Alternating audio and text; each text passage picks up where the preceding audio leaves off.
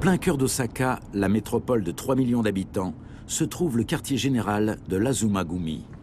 Cette famille Yakuza passe pour la plus violente du Japon. Ce centre névralgique est surveillé 24 heures sur 24 par les gangsters. Les principaux leaders de l'organisation communiquent très volontiers sur leurs méthodes et leurs tactiques. Cela leur permet d'apparaître sous leur meilleur jour.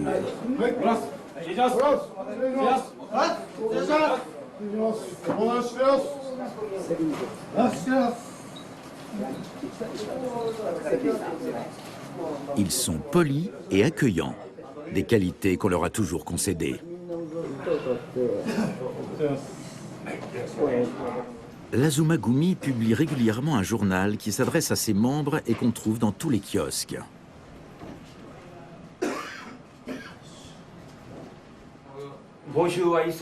Nous ne leur donnons aucun salaire. Ceux qui veulent intégrer notre clan sont les bienvenus. Certains parents ne savent pas quoi faire de leur fils. Ils n'en peuvent plus de leur fils et veulent les faire vivre à la dure. Il y a ce cas de figure. Ils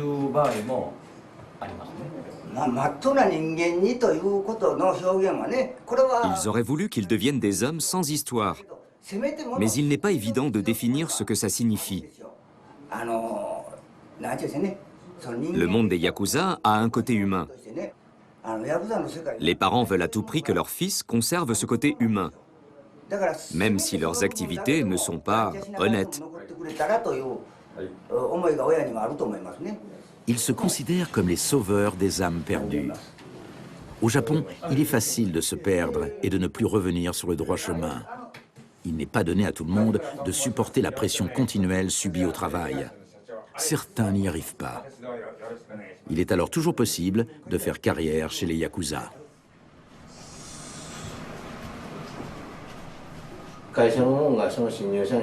Dans une entreprise, lorsqu'un nouvel employé arrive, chaque salarié attend de lui des choses différentes. Mais dans notre clan, on n'attend rien de particulier d'une nouvelle recrue. Chaque personne a des capacités différentes, que ce soit dans le domaine économique, sur le plan physique ou intellectuel. Chacun contribue différemment au bon fonctionnement du clan. En général, les hommes entrent dans notre clan parce qu'ils aiment ses dirigeants. Mais adoration et amour sont deux choses différentes. Le mont Fuji est magnifique. C'est la plus belle montagne du Japon. De loin, on a cette impression, mais quand on l'escalade, on se rend compte que c'est faux. Tous ceux qui ont de l'adoration pour le monde des Yakuza échouent parce qu'en réalité, c'est un milieu sale, qui sent mauvais. Mais s'ils sont amoureux de leur chef, ça ne les dérange pas. Ils ne vivent que pour leur chef. C'est la clé de notre réussite. Notre clan compte à peine 200 hommes, mais nous survivons face au clan plus important grâce à ça. La calligraphie est la passion de l'Oyabun Kawaguchi.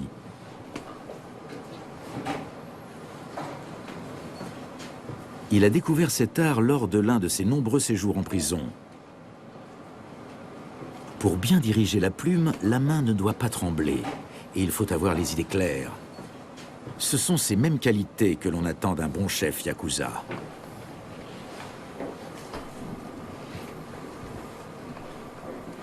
Aujourd'hui, il dirige sa plume et son clan d'une main de maître.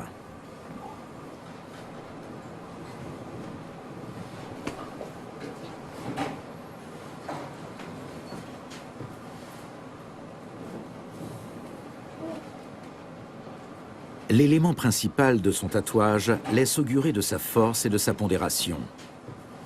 Il s'agit de la méduse, tirée de la mythologie grecque, qui, selon la tradition, dispose des caractéristiques opposées à celles de son porteur.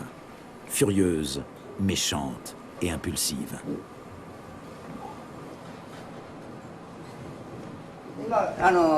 Ces hommes sont des hommes de service. Ils sont venus en renfort.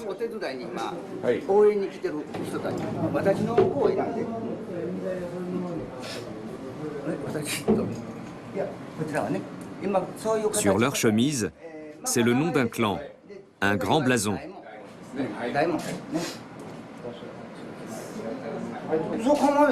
Ce ne sont que des vêtements, c'est tout. Mais maintenant, afficher même un nom et un blason, c'est interdit. La hiérarchie militaire dans les clans yakuza est très semblable à l'organisation stricte des samouraïs.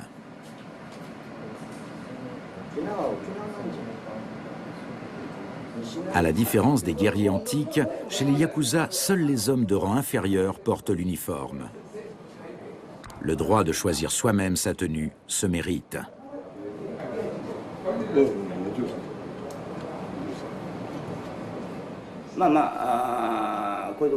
Les caméras de surveillance nous permettent de repérer immédiatement l'arrivée de la police ou de visiteurs.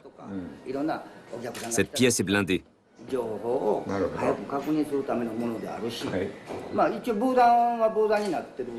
Avant, cet endroit était destiné à la détente, mais ce n'est plus le cas. On l'utilise comme bureau.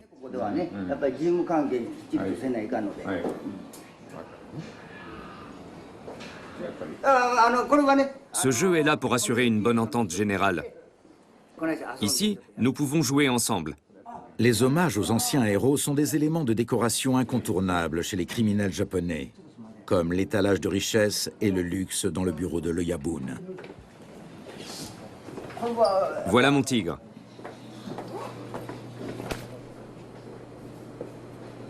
Une preuve de puissance plus qu'explicite.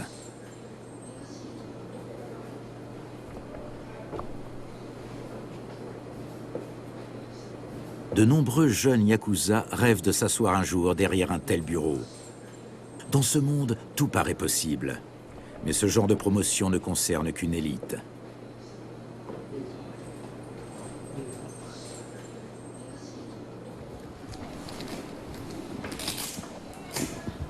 Bien que ces hommes en marge soient considérés comme la lie de la société, ils affichent leur puissance avec les symboles de la réussite sociale.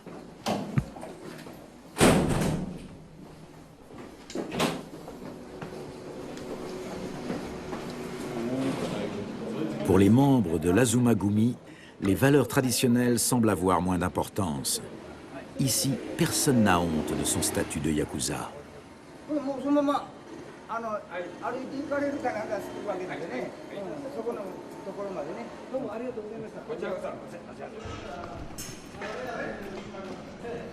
Ces hommes se sentent en sécurité.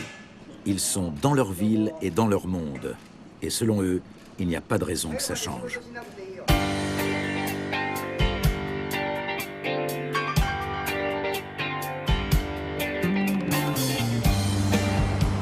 Voici l'univers qui permet aux hommes de l'Azumagumi de ne pas se soucier de l'avenir. Le quartier chaud d'Osaka.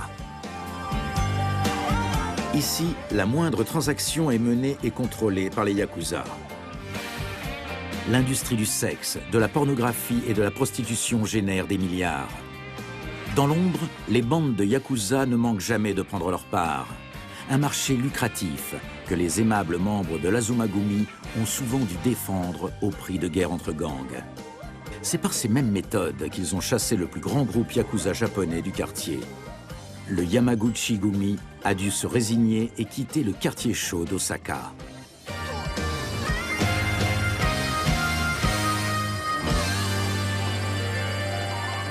Ils forment la plus grande et la plus célèbre des familles yakuza. Ils ont la réputation d'être particulièrement violents et leurs 56 000 membres les rendent presque intouchables. Pour protéger leurs intérêts douteux, il leur faut un excellent conseiller juridique. Yukio Yamanouchi est avocat pénaliste. Parmi ses clients, on trouve de nombreux membres du Yamaguchi-gumi qui, comme auprès d'un confesseur, viennent librement lui raconter leur vie. Il connaît les yakuza et leur façon de vivre.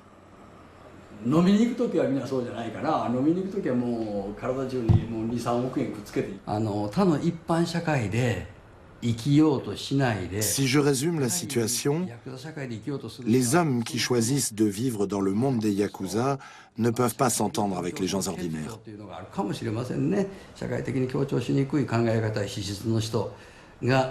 Ils entrent dans le monde des yakuza à la recherche d'une plus grande satisfaction mentale.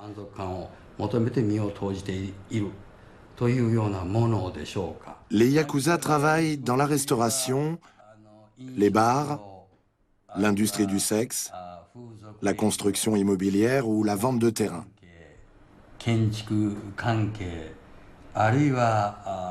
Souvent, la véritable activité de ces groupes illégaux est le trafic de drogue.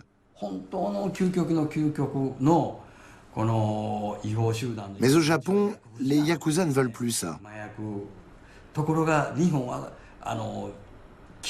Ils ne veulent plus faire de trafic de drogue.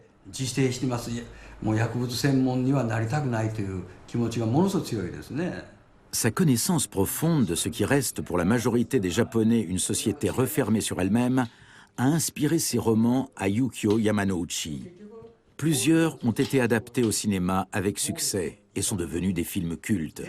Et pas uniquement au Japon. Un homme et une femme sont amoureux, mais l'homme prend peur de ses sentiments et commet un meurtre, sans raison. Il retourne alors en prison. C'est l'histoire très triste d'un homme qui n'arrive pas à s'adapter à la société.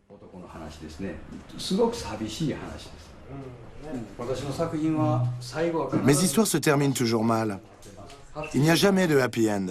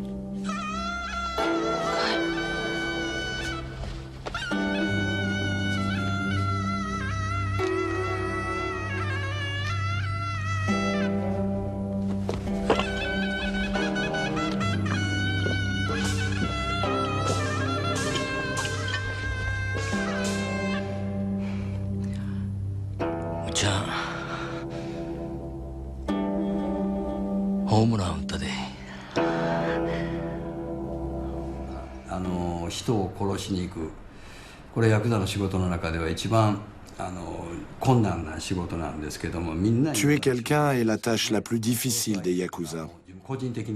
Personne n'a envie de le faire.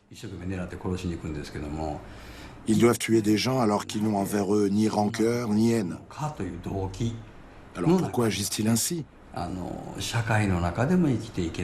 Ils n'arrivent pas à vivre dans la société et ne parviennent pas non plus à s'enrichir dans le milieu des Yakuza. Il ne leur reste que leur fierté. Ils veulent montrer aux autres qu'ils sont des hommes, capables de commettre un tel acte.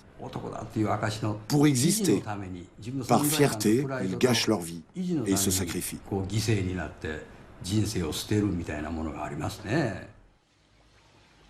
Maître Yamanouchi est fier d'être l'ami des Yakuza. C'est pourquoi il n'hésite pas à jouer son propre rôle dans les films.